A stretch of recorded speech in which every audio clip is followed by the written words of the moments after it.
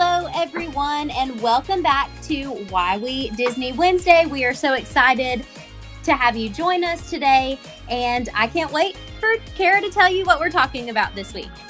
Hey y'all! So I'm super excited for this episode because, as many of you know, there is a trend going around on the Instagram, and it's basically this like how it started versus how it is now or how it ended. And I started thinking and started talking to Kaycee about this, and I was just like, we should really do a Disney version, like how the rides changed from then and now, how the parks changed from then and now. So we're going to talk about all the Disney things and how they started and how they are now. Before we get started with all of our other topics, the team here at Why We Disney thought it was so important to give you guys some updates of everything that Disney just released this week. So let's talk about some important headliners. Of course, to start us off, guess what's coming back? Park hopping. I can't believe it. It's going to be coming back January 1st, 2021, though with some contingencies. You still have to have the park hopper passes and have a park reservation for the first park that you plan on going to. Then you can park hop after 2 p.m. if that park is not already at capacity. So make sure to read the fine print when it comes to park hopping, or just send us an email and we here at Why We Disney can answer all of your questions. Second up, the walkway from Grand Floridian to Magic Kingdom is now officially open. If you don't know, there's now about a 1-mile walkway from the Grand Floridian entrance to the bag check at Magic Kingdom. So if you plan on staying there or taking the monorail, this is going to be great transportation for you to get to that Magic Kingdom park. Thirdly, I wanted to let you guys know about this Disney Visa card discount. If you have a Disney Visa card and you plan on staying between November 29th and February 28th of 2021, you can go now to get a discount on your resort stay. How awesome is that? Your savings will vary based on resort, but it's going to be a big deal for you. Go ahead and save that money now if you plan on staying between those times. Now, let's talk about some openings when it comes to dining. Y'all know I love Woody's Lunchbox, and it is officially opening over at Hollywood Studios November 25th. Unfortunately, those tacos are not there, but for all of us that still love Woody's Lunchbox, it's going to be open here soon. Today, actually. Now, over in Magic Kingdom, we have two things opening. The first is Crystal Palace, opening December 13th with new individually plated options. How cool is that? Although it's not going to be a character meal for the time being, but those of you that love Crystal Palace, you can still get your fix starting December 13th. Also in Magic Kingdom, over in Tomorrowland, the Tomorrowland Terrace is going to be open December 15th as an outdoor dining option. So we are so excited that Disney released these 3 dining options that are going to be opening soon. Also, for our West Coast friends, we are so happy that Buena Vista Street over in Disney's California Adventure is now open for shopping and dining. If you're over there in DCA, go ahead and hit up Buena Vista Street and send us all of your information. We want to hear how your trip to Buena Vista Street is going. If you have any questions, go ahead and send us an email at whywedisney@gmail.com and we'd love to get back to you. Now, back to our regular scheduled program. Okay, so we are going to start talking about the huge change that Disney World just experienced recently is the new castle refurb. And if we know one thing about Disney people is that they do not like change. I'm actually surprised that there has not been like riots because of this castle refurb. I personally love it, but what we are going to do is kind of talk about the castle and how it's changed, not just this past refurb, but just over the years. So I'm super excited. Yeah, so let's get started from like where it started. Yes, like way, way, way, way back when. So Kara and I are sharing some pictures right now. And if you want to, if you're joining us a little bit later and want to see what we are seeing and what we're talking about and looking at, go to our Facebook group. It's Why We Disney on Facebook. And we're going to upload these pictures there so you can kind of see what we're talking about as we move along. So this very first picture it gets me all excited and giddy inside. So this is Disney essentially before it opened under construction. So we're kind of looking at the castle and how, there's like trucks in the road and yeah, like so skyscrapers putting it all together. So this is like Walt's vision becoming a reality, which I just love so much. Yeah, and it's so crazy to see, like, the beginnings. We don't even see, doorways or anything yet. Guys, this picture, it has nothing in it other than some scaffolding of both, Main Street and the castle. So it's just crazy to see where it started and where it is now. Yeah. Yeah, absolutely. Oh, love it. Love it.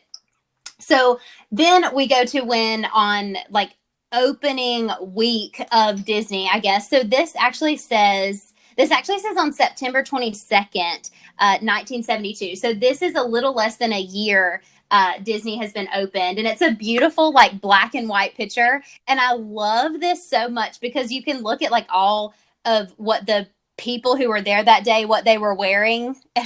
You could just tell it was in the 70s. Like, just so cute. And it's black and white. Looking at the castle, it looks the same, but we know that it is just so different and it's changed so much. And actually, something that's catching my eye about, I guess, the castle back then is the green, not the greenery, but like the trees. Yeah. Like there are like trees that are actually blocking the castle, and that is like that you don't see trees past Hubgrass on Main Street now. So it's just wow, it's so different. It is so stinking different. I love this picture. Like, I want to make this the background of my phone, like this old black and white picture of Disney within the first year that it opened. Yes, it's adorable. Right. So then we go to picture number 3, which is just our beautiful, like soft gray and white castle with the blue, oh gosh, what do you call these things, Kara? The castle tops. Y'all know what we're talking about. The tower I think tops. they're spires, right? Are they spires? Spires? Sure. Perfect. So the detail is just absolutely beautiful. And so this picture is actually the first time that the castle ever changed. So it never changed from 1971 to 1995, where they decided to paint, I guess, the little spires like a deeper blue color, and they added the flags around the castle. So I think that's super cool. So this is April 28th, 1995. So this is just our basic blue, soft Cinderella castle. Like, when I look at this castle, I think of Cinderella, right? I was just about to say, when I look at this castle in particular, especially with the flags in the front, it's just like that is the Disney World castle to me. Yeah, agree. And I think it looks super royal. Like a family has actually lived here and been super royal. I feel like the royal family lives here. Yeah, it's beautiful. Yes, love it, love it, love it. So our next picture that we're going to talk about is the 25th anniversary castle, where they literally made it into a cake. It looks like this is the 25th year. Go ahead, this Kara. is just like, is this even Disney World? I guess so. I'm sorry. I'm going to be very real. This is looking like a Willy Wonka castle. I'm just so confused. There's like, yeah, it's a cake. Wow. This is not what I would have imagined the 25th castle to look like. I agree. I can agree with that. So it says, and this is from Disney Everyday Blog, that it was covered in pink paint that looked like icing with candy cane spires and 26 decorative birthday candles. Yeah. So this was January 31st, 98. It's so crazy that they did this, because we were just talking about how the other castle looked so royal and Yeah. so beautiful, and then we have this cake castle. Right. And it's like super bright pink. And it's like almost when you look at it, you almost have to shield your eyes a little bit. Like, whoa. Yeah, my eyes are definitely wide, and I don't know if it's in a good way or not. So I was preparing for this episode, Kara, and I was reading just a couple of the comments about this castle and what people thought. And there was a bride who was so upset that when I guess like the week that they got married, they went to Disney World for their honeymoon. And this was the castle that they have all of Oh, their honeymoon pictures in front of. And she was like, I am so upset. I would be upset too. Like, you gotta love Disney, but I don't know about that castle, y'all. It's just a lot. It's just a lot. Oh God. Okay, let's move on to the next one. Move on to the next one. Very cool. So we are moving on. Oh, okay. So this is my favorite refurb. So this is when Stitch trashed the castle. Are you looking at this picture, Kara? I am. I love it. This is wow. First of all, I love Stitch. You guys well, I guess I never talked about it on the podcast yet, but I absolutely love Stitch, and I agree that I guess, he toilet papered the castle and graffitied Stitch's king. I don't know, what was this even for? No. Okay, so for the alien themed attraction opened in Magic Kingdom November 16th, 2004, park goers were surprised to find a giant Stitch inflatable sitting in front of the park. And further inside, they encountered the Cinderella Castle covered in toilet paper with a sign graffitied that said, Stitch is king. This so fun. Is amazing. Yes, such a fun touch. And I don't believe it was this way for long. I looked that up. Yeah. But I don't believe it was this way for long. Probably not, but I just think this is such a cute way to like open the ride. Or open the attraction, my apologies. So open the attraction and do something a little bit fun for the castle. I mean, if they were to do that now, especially with, any new rides and attractions that are coming, I just think it would be such a shock. Yeah. Oh, it would be. It would be for Stitch sure. is the best. I agree. Stitch is king. Yes, Stitch is king. How bad, like, shout out to Disney, like, hey, can you guys make a Stitch ride? Because wouldn't that be the most amazing thing? Yep, it would be my new favorite, definitely. For sure. Like, we don't even know what kind of ride it is, but it would be our favorite. I love this castle. I love that they did something different. If I had never been to Disney and saw this castle, I would think it was absolutely Yeah, me too. Cool. So if we go down to the next picture, this is Cinderella Castle covered in lights on November 5th, 2007. So if you've ever seen Disney at Christmas time, this is what this gorgeous castle looks like. So like it is completely lit up. It literally looks like snow on the Disney castle. Like it's stunning. Yeah, I've never been to Disney during the holidays. Now, actually, when this podcast will be released, I will already have been on my trip. But I am going to be seeing Christmas Disney for the first time. And it doesn't even matter what Disney looks like. I feel like I'm just going to cry. But looking at this castle, I mean, that is true Disney holiday magic. It's just beautiful. Like I guess when you think about Florida, right? It's the same weather all the time. Like it's hot or it's either just a little bit cool or it's raining. Like there's never any snow. So to add like that season into Disney, I'm just like, I applaud Disney. Yeah. Good job with that. Good job, y'all. Yeah, good job. Christmas at Disney. So then the next castle is the castle before the most recent refurb. So it's probably my favorite castle of all time. Just like a beautiful, like soft blue spirals with the clock and the detail. Just the light yellow top tower is just stunning. I just think when it's gray like this, or kind of like a really, really soft gray, you can just see all of the detail. Like every piece you can see. I agree.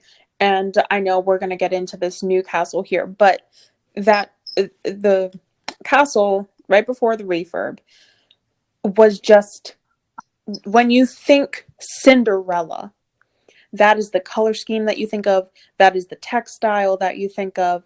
I think it was very representative of the princess that we are, that her castle is at Disney World. So Yeah. I think that castle specifically matched its purpose. I just think it was Yes. so beautiful. Now, Yeah. the new one, eh, Let's talk about the new one. Go ahead and give me your so take. my honest opinion, and to be brief about this new castle, is that I think it is drop dead gorgeous. I truly do. I think that this castle was definitely made in the mindset of all millennials and all Generation Z, everyone on social media, that they want this to really pop for all pictures. And I think the architects were really thinking about that and all the Imagineers. But I do not think that it matches its purpose. I do not think it matches Cinderella. If this was someone else's castle, sure, it's beautiful, but I don't think it looks like Cinderella, and that's my shtick. What about you? Sure. Yes. So, okay, before I saw it in person, I was so upset. I thought like it is completely different. And Cinderella is my favorite Disney princess, like favorite of all time. Like she's my girl, Mm-hmm. right? And when I, started to kind of see the pink and kind of see what they were doing to the sides, you know how on this, like under the pink, right? You have like the gray, the dark gray, and Yeah. the light gray pattern going up. I was just like, I don't know. I was like itching to see it in such a negative way. But when I saw it in person for the first time, I looked at it and I know it's different, but I loved every piece of it. And I love that you mentioned about social media and how it really pops. I don't know, which I'm pretty sure you did see the last picture that I posted on my Instagram. It was like just after a really hard rain at Disney, and that castle is in my background, and it is even beautiful from so far away. The colors pop so much more. And I keep using the word like soft blue, soft gray. Mm-hmm. There's nothing soft about this castle. Oh no, definitely like it's not. Very big colors, very flashy, and it really, every picture that I've seen, it's just like my eyes just get bigger when I look at it. Yes, and that is my overarching idea about the castle. I think it's beautiful. I do. I don't think it's ugly. I just don't think it serves its purpose. But, to Yes, each their own. Let us know your thoughts about all the Disney castles, especially the controversy that's happening now with the new refurb. If you don't know, you can send us all of your thoughts at our email account at whywedisney@gmail.com and send us all of your thoughts and opinions on all the castles throughout the years. All right, so not only are we going to talk about castles this episode, but there are so many differences in Disney, how it started when it opened back in the 1971, and then how it is now, including a multitude of rides. So one of the ones that I thought we should talk about is Mr. Toad's Wild Ride. Kaycee, I know we've talked about this before. You've never ridden it, right? Right. So I've honestly never even heard of it. So I never rode it either. I've only been to Disney twice, now 3 times when this episode goes live. But yeah, I guess that this ride opened with the park back in 1971, and then about 20-ish years later, 1998, it announced that it was going to close, and we now have the new dark ride of Winnie the Pooh. Now, I love the Winnie the Pooh dark ride. I think it's absolutely adorable. I even got a fast pass for it because I think it's just that adorable and so cute. But I never had the experience of riding Mr. Toad's Wild Ride. And in my research, I saw people went crazy when Mr. Toad's Wild Ride shut down. So I was just like, wow, people, I don't even know who Mr. Toad is. So if you know, let us know. We've never ridden it. We have no idea who Mr. Toad is. I did do research though. Thank you, Disney Food Blog.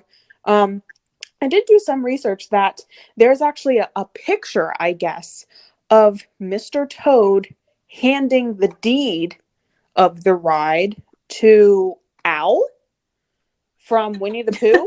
I believe that's somewhere in the ride. Now, Kaycee, you're going to Disney before me, and you have to see if you can find that picture in the ride. I'm also going to try to look for it, but let a girl know.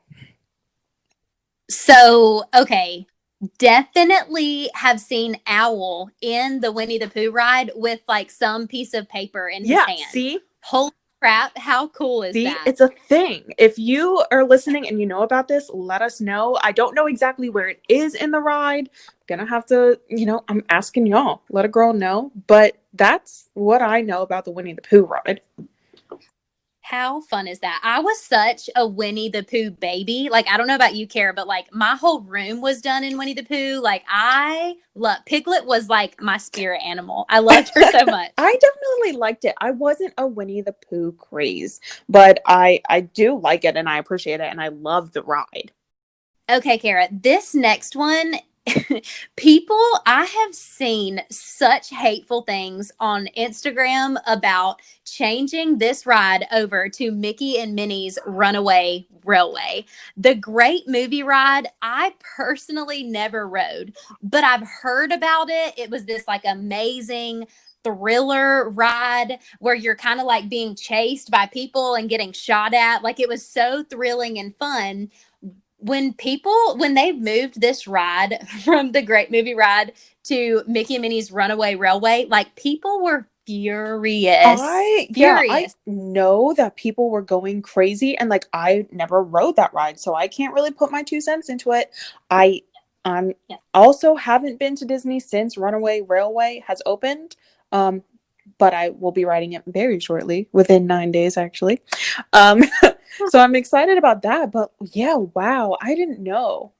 Yes. And like I said at the beginning, did anybody who like is so involved with Disney, they hate change. So, I mean, I'm totally fine with this particular change because Mickey and Minnie's Runaway Railway is one of the cutest rides that Disney has ever come. Like, I do not want to spoil a single thing for you, Kara, but you're gonna flip out. Like, it is so fun and cute. Yeah, you're gonna love it. Call me as soon as you absolutely. get off. You already know I will.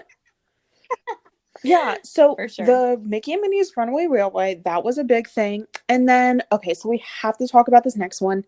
Maelstrom becoming Frozen Ever After. Now, to our listeners, Kaycee and I have to be honest. We both had no idea what Maelstrom was. No clue. Apparently it's in Epcot. It used to be where the Frozen Ever After ride was in Norway.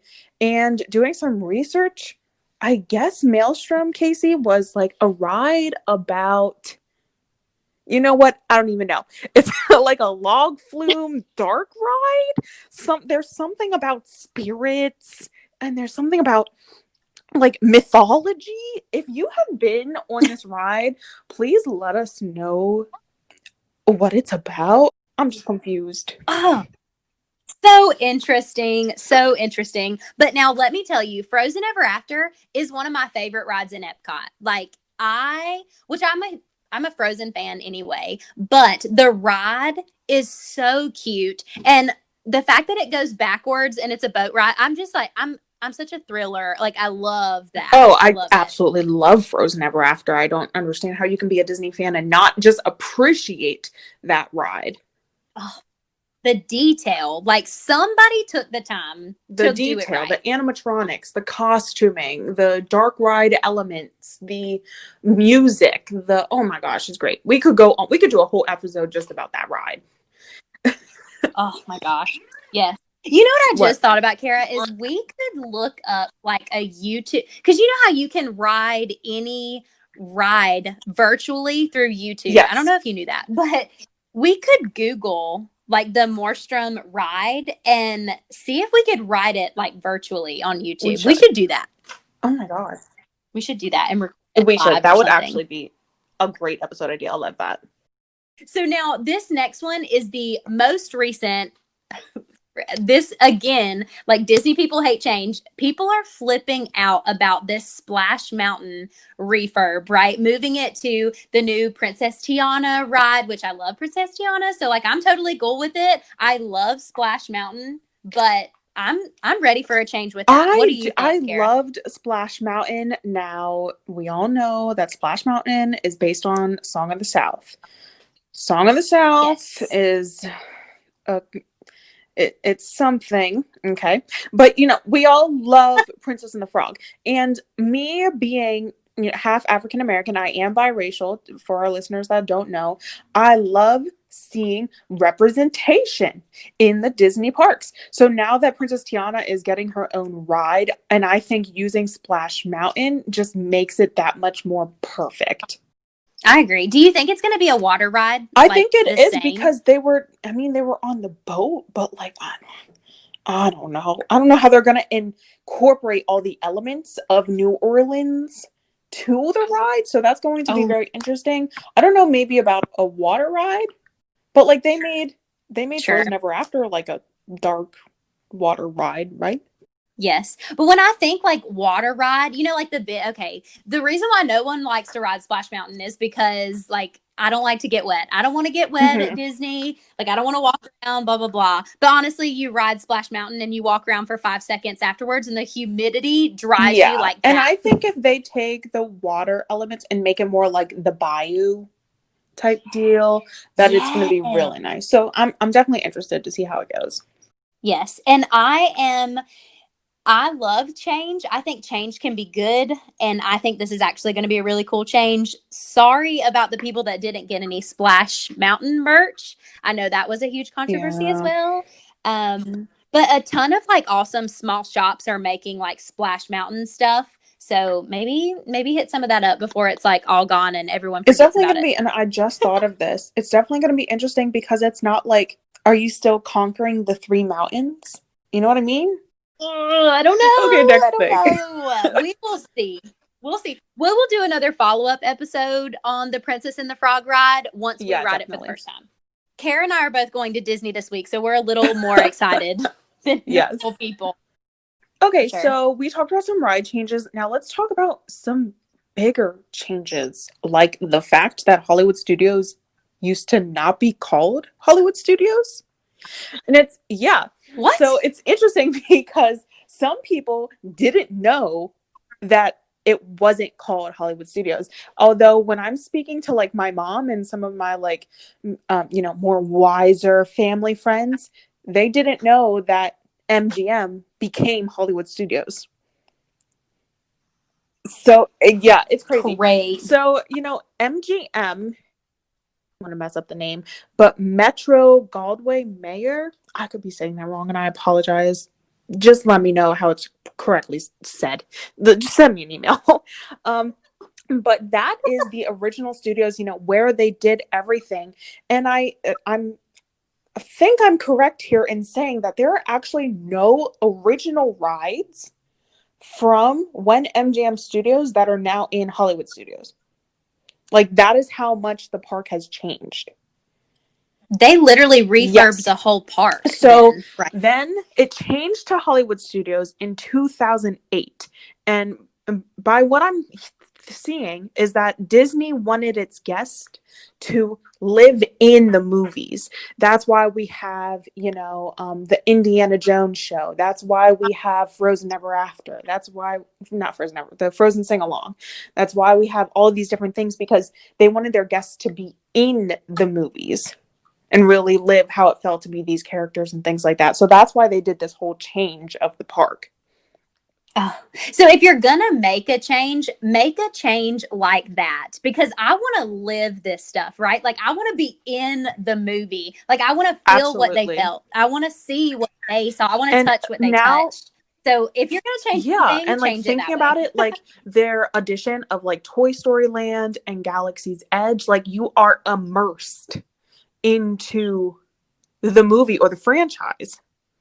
So you're like, you're Yes. actually living it. Like, we're supposed to be the toys in Andy's backyard. You know what I mean? So now looking at that, I'm like, okay, it makes sense. I get it. Y'all can get away with that. I'm good with that. For sure. I just want to mention like one thing about Toy Story Land. How stinking cute is it? The footprints, Andy's footprints in his backyard. Like, I love Hats off that to the detail. Imagineers.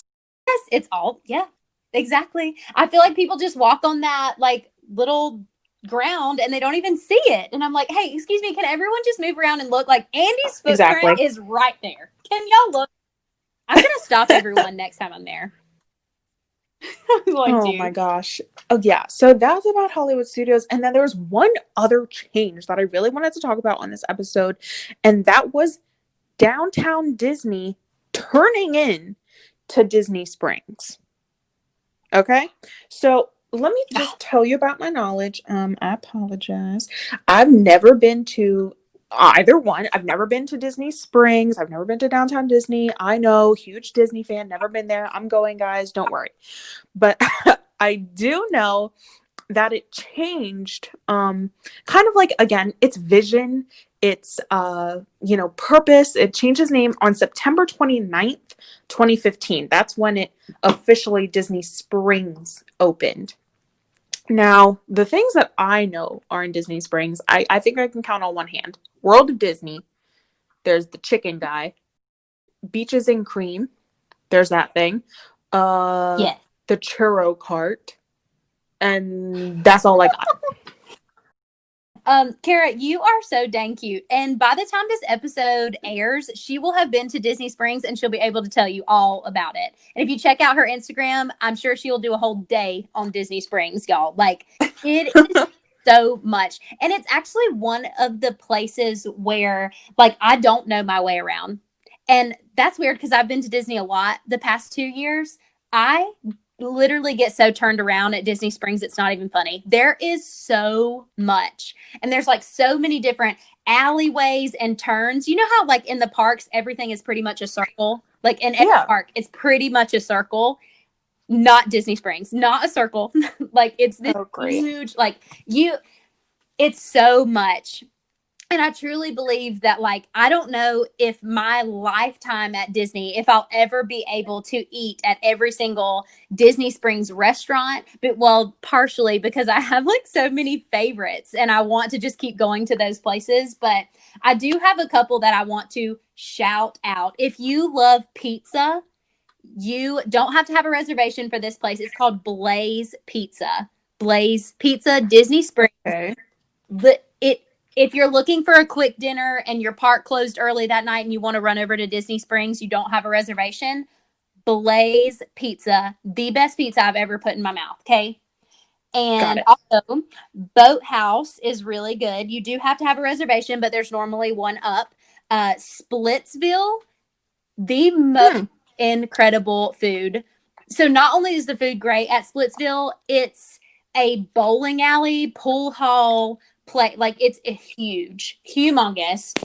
Have to have a reservation. Don't forget that. But the it's so hard for the waitress to like recommend anything because she's like, honestly, it's all good. Like you can't be disappointed with anything you get. I want to say that I got pizza the first time I ate there and then like a pasta. It was like some kind of like pesto pasta the second time. Oh, wow. Amazing. Amazing. And then we got like cheese fries for the table and we played I about said we played bowling alley. What? No. but, but then we bowled for a little while and ate while we it was oh my god. It's such a great experience. So Splitsville, another great one. House of Blues is like all over everywhere, but House of Blues is at Disney Springs.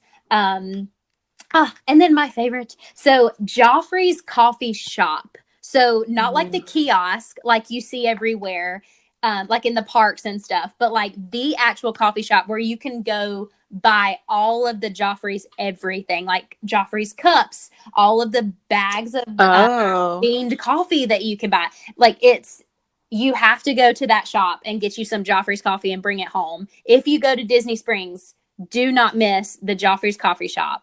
It's over by the boathouse. Over by the boathouse. I'm gonna need a map, but yeah, I'll get there. Yes. The My Disney Experience app can never fail you on that, for sure.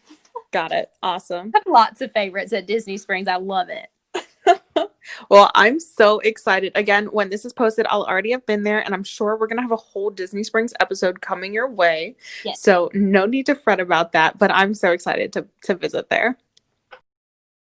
So that is it for this episode today. We did how it started versus how it is now. We hope that you guys enjoyed it.